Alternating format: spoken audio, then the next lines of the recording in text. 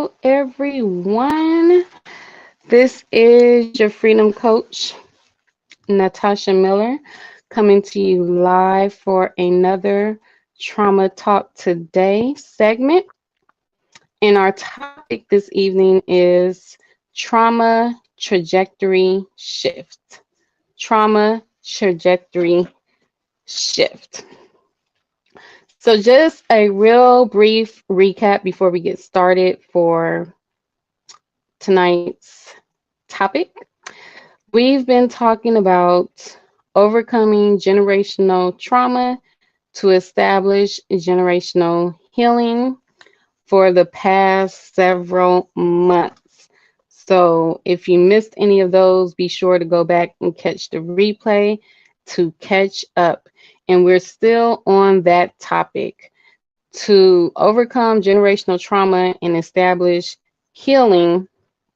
We must know how to engage in the trauma trajectory shift, where when God is using a traumatic experience to shift the trajectory of your life, that pulls you out of the cycles of trauma and into the establishment of healing. All righty. So let's get to it. We always like to start off with our trauma framework to make sure we're all on one accord with what trauma is. And so with our trauma framework, there's three parts. This first is the definition. Our Soul Trauma Recovery School of Thought definition for trauma is that trauma is anything that violates your internal sense of safety, security, and stability. It is anything that makes you feel internally unsafe, insecure, emotionally, mentally, spiritually unstable. Okay? And then there are distinctions, trauma distinctions. And trauma distinctions help you categorize your traumatic experiences. It also helps you identify trauma cycles and unpack them. And generational trauma is actually a trauma distinction.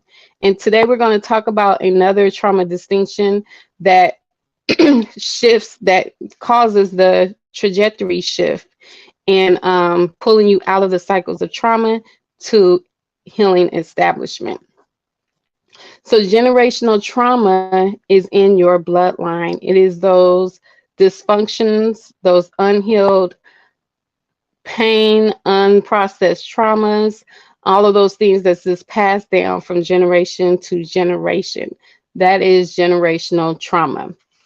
And that is one of the trauma distinctions. There's also childhood trauma. We talked about that in one of the previous lives as well on this topic. Okay, and then lastly, there is the duality of trauma. It's very important to understand the duality of trauma if we want to overcome generational trauma and establish healing. So on one side, the enemy of your soul uses trauma as a gateway to violate you, while on the other side, Father God uses trauma as an opportunity to vindicate you. And with the trauma trajectory shift, it's engaging in the process of vindication rather than subjecting yourself to violation. All righty. So that's all our recap. So let's get into the topic this evening. So I have a question to ask. Have you ever been in the darkness for so long that you couldn't handle the sight of light? Have you ever been in the dark for so long that you could not handle the sight of light? You know how it is when we are inside a place and it's very dim lighting, or maybe even dark, and then we walk outside and the sun is bright and it's like takes our eyes a few minutes to adjust to the sight of light.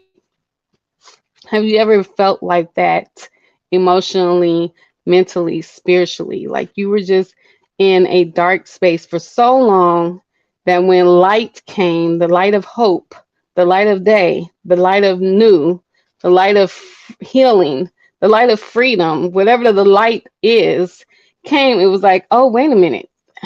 Now that it's here, I don't even know how to adjust to the sight of this light. That is what we call a moment of trauma trajectory shift. And one of the things that's very interesting is that when we come out of that space and we now see the light of day, the light of hope, the light of power, the light of peace, the light of healing, the light of joy, whatever that light is, we also see a barrier that's in between us and the fulfillment of that light, if that makes sense. So this brings us to the trauma distinction that sets us free. This is a trauma distinction that Father God uses as an opportunity for vindication. And it is called revelation trauma. That is when you are traumatized by truth. Traumatized by truth is when you come to the knowledge of God concerning a matter. It is when the truth exposes the error that you've been holding on for so long.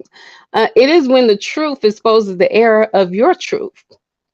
Because what it is that you were holding on to the truth of the trauma. So it's true that the traumatic experience happened, but how you may have interpreted in the narrative that you've embraced as truth may not necessarily be truth. 9 times out of 10 is false. And that's such as those narratives like, I'm not enough, no one loves me, my life doesn't have purpose. The pain of a traumatic experience will tell us those narratives. And we grab hold to that as our truth when the only truth of the matter is that particular traumatic experience happened. The narrative that it convinced you to believe, to embrace as your truth, isn't necessarily true. It's false. And so that's what revelation trauma does. It comes in and it traumatizes us with the truth according to God that exposes the error of our own truth according to our traumatic experiences. And now we have a decision. Are we going to engage in the trauma trajectory shift by engaging the truth that God has revealed, or are we going to continue to hold on to the error that was exposed? And in holding on to the error that was exposed, we're making a decision to remain subject to the violations of the enemy that comes through trauma. But when we grab hold on to the truth that was revealed, releasing the error that was exposed, now we're engaging in the trauma trajectory shift. We're engaging in the process of vindication with Father God. Now, like I said, when I asked that question, have you ever been in the dark for so long that you couldn't handle the sight of light? And how when that sight of light, the light of joy, the light of freedom, the light of peace, the light of healing, the light of reconciliation, whatever it is comes, it also exposes something in between us and the full materialization of that light.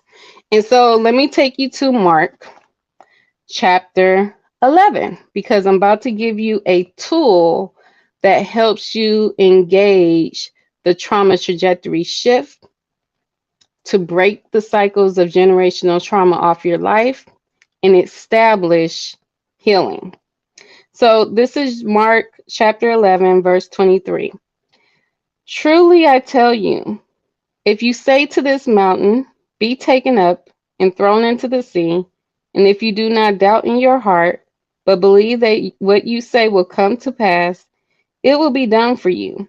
So I tell you, whatever you ask for in prayer, believe that you have received it and it will be yours. So we have to tell the mountain to be removed. This is what the sight of light reveals. It reveals a mountain. I've revealed the era. The revelation trauma came as a sight of light. It revealed the error of our hearts that we must release, as well as the truth of God we must embrace.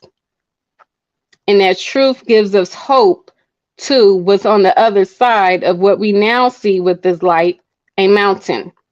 So it's saying that we talk to this mountain, we could tell it be thrown up, but we have to believe, we cannot doubt. So what are some of the reasons why we may doubt or have unbelief that this mountain can be removed? Just by us speaking to the mountain. What may be a reason why we doubt that it will actually be removed? Why may there be unbelief? I just want to ask that question. Oh, hey, Miss Kenyatta, welcome. Yes, prior disappointments. That's a great example. And I just want to ask that question and kind of let it marinate before I give you the answer.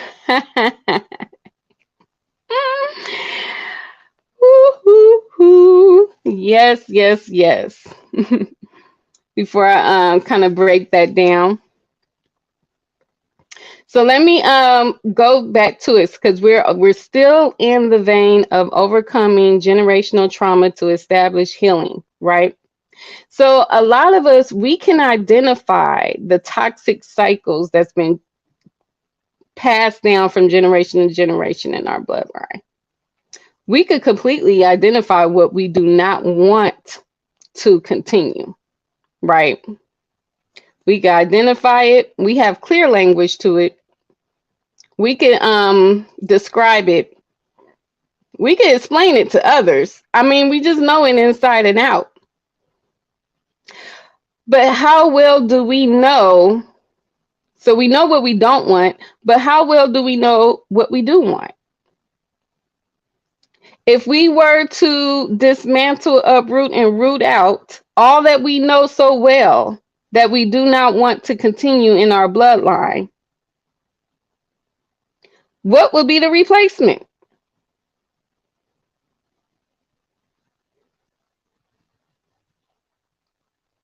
And so the tool, one of the components to engaging the trauma trajectory shift to come out of the cycles of trauma into healing establishment is vision. Vision. I believe many of us struggle with unbelief and doubt when we now see this mountain in between where we are now and the materialization of that which we are hoping for, because we don't even have a full vision of what's on the other side of this mountain. We don't have a vision of the replacements. And I know this to be true because when I have my consultations, that's one of the questions. What is freedom from trauma to you? What is the freedom from trauma lifestyle? And a lot of times people can't fully articulate what they believe to be freedom, but they can clearly tell me all about their trauma. But if we do the work and remove the trauma, what's the replacement? How do you know that you've arrived? What is the vision of freedom? What's on the other side of the work? Because that's what the sight of the light, the sight of light showed us. We were in the dark of our traumas for so long that when the sight of light came, the light of hope, joy, whatever it is came, it was hard for us. We had to adjust to it. We had a whole revelation, traumatic experience in that, the sight of that light. We clearly see what was the error of our hearts, what must be removed, the trauma residue we must release. But now we see this mountain of the work we must do to get to the other side. The freedom from trauma lifestyle on the other side of the soul trauma recovery process. In the soul trauma recovery process, that is something that it produces vision, because that is something that we lack when we've been in the dark for so long. How can we have clear vision if we cannot see? And if we have yet to do the work, how can we have night vision? Because when we do the work, we could go back and God could send us back into dark spaces and places, and we're the light. We're still able to see in the dark because we're the light. But if I have yet to do the work that makes me the light, I have become the mere essence, the demonstration of the sight of light that I saw that brought me into the process. And now I am the light, the guide others through their process when God sends me back into dark spaces and places. Whew, whew, whew. So another thing that's interesting with this verse, because it tells me a couple of things. So we have to be able to identify the mountain. What is the mountain? What needs to be removed, uprooted, rooted out? We also have to be able to identify what's on the other side of the mountain. We have to identify the strategy of removing the mountain. Does God really want us to speak to the mountain? Is it only by our words? Or does he want us to climb and go over the mountain? Is there a route to go around the mountain? Or are we pioneering a new tunnel to go through the mountain?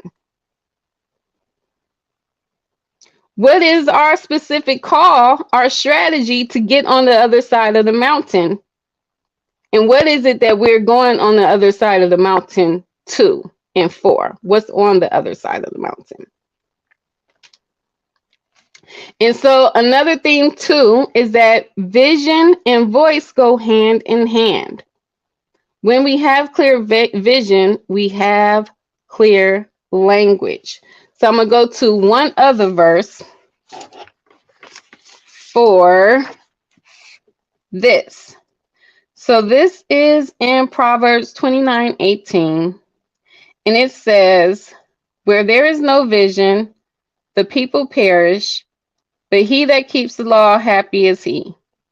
Another version says, "Where there is no revelation, the people cast off restraint, but happy is he who keeps the law."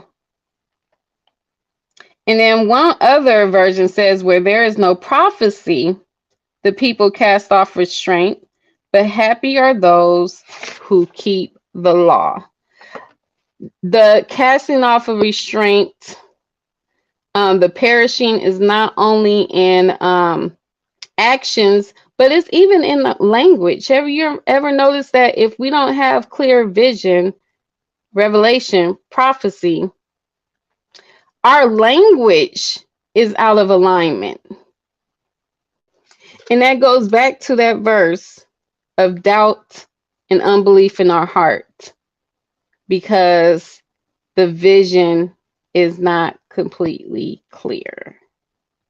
The clearer the vision, the more conviction, and the conviction of the vision dismantles doubt and unbelief. I hope this makes sense. So that is a tool to properly engage trauma trajectory shift that pulls you out of the cycles of trauma into healing establishment. It is vision, the power of vision in your voice, and how the two go hand in hand. And at the root of it is conviction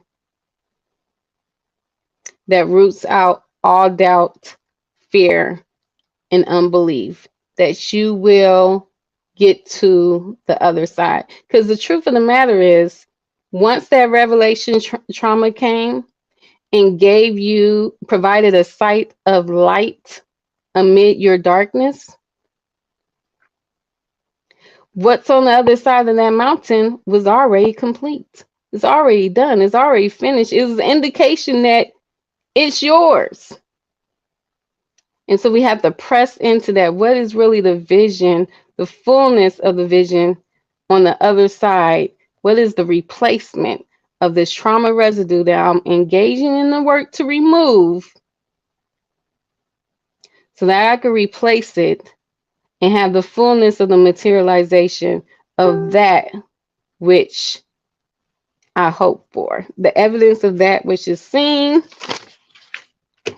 unseen, hoped for.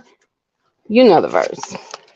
And so I'll go on ahead and close out with that verse as we roll on out.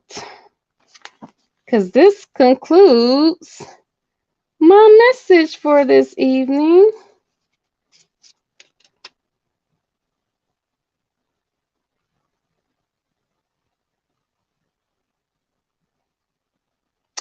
And I'm like right here, and I know I'm overlooking the verse. I am overlooking it. Let me find it real quick.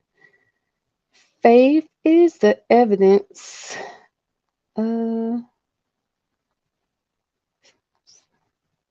Substance of things. Okay. I'm right here. You mean I gotta read all these verses to get to it? I'll go on ahead and read it.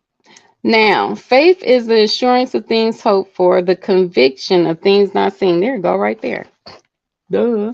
But faith is the assurance, the substance, the evidence of things hoped for, the conviction of things not seen. And that's vision. Vision gives us insurance because we see it before we see it. Does that make sense? We're able to see it in our minds, our imagination, before we see it in our reality.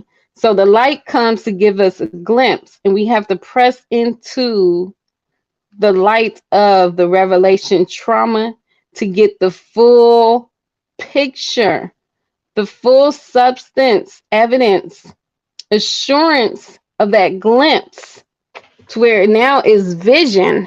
And then vision creates strategies and steps that will take us from where we are on this side over to the other side of the mountain. Whether the strategy for that particular mountain is to speak to it, now we can speak without unbelief or doubt, but with full conviction, because we have the assurance, the evidence in our mind, our imagination of what's on the other side. Or we can build a tunnel and work through it. We could climb over it. We could go around it. Whatever the strategy is to get on the other side of the mountain. The mountain of trauma. So, to live a lifestyle of freedom from trauma.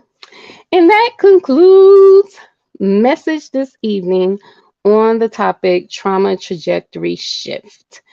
This is your Freedom Coach, Nataushia Miller, signing off till next time. And I will see you next month on the first Tuesday for another topic. And we'll probably still be in the vein of overcoming generational trauma and establishing healing, with another tool to help you do just that. Feel free to reach out if you have any questions or concerns. And if you would like to meet with me to learn more about the trauma recovery, soul trauma recovery courses that I offer, feel free to visit the link that is scrolling at the bottom of the screen. Alrighty, peace and freedom to you all. Until next time. Bye-bye.